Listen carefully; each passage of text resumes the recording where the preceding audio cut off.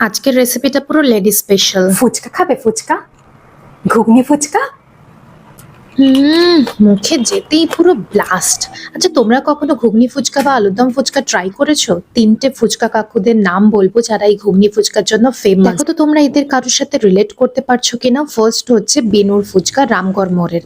রামগড় মোড়ে বেনু ফুচকা হচ্ছে ফুচকা কাকুদের ওজি।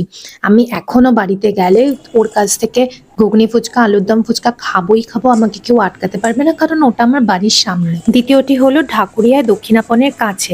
আর 3 নম্বরটি হলো বাঘাযতীনের স্বপন কাকুর ফুচকা। স্বপন কাকু কখনোই স্পেসিফিক্যালি ঘুগনি ফুচকা বিক্রি করতো না, কিন্তু আলুটা যে মাখতো ঘুগনি দিয়ে, মানে তার স্বাদ আলাদা লেভেলের। মানে আমরা পুরো পাগল ছিলাম। আর এই ম্যাডনেসটা যারা একমাত্র খেয়েছে তারাই জানবে, অসাধারণ হতো। আমি এখানে ঘুগনিটা বানিয়েছি একদম সিম্পল ওয়েতে, যে কেউ 10 মিনিটে বানিয়ে ফেলতে পারবে, একদম হেলদি পাবে, কিন্তু ঠিক ফুচকা কাকুদের মতন। ঘুগনিটা একদমই নিরামিষভাবে বানাতে হবে। ঘুগনি রেডি হয়ে যাওয়ার পর পেঁয়াজ আর ধনেপাতা কুচি দেওয়া যাবে, কিন্তু ঘুগনির মধ্যে পেঁয়াজ বা রসুন কোনোটাই দেওয়া যাবে না। ঘুগনির টেস্টের আসল মজা হচ্ছে এই ভাজা মশলায়। ভাজা মশলা দরাজ হাতে দাও, ব্যাস তোমার কাজ কিন্তু অর্ধেক কমপ্লিট। ব্যাস মোটামুটি সমস্ত সরঞ্জাম আমাদের রেডি হয়ে গেছে, এবার শুধু একটা প্লেট লাগানোর পালা। এই ঘুগনি ফুচকার প্লেটটা আমি কত করে রাখবো তোমরা আমাকে জানিও।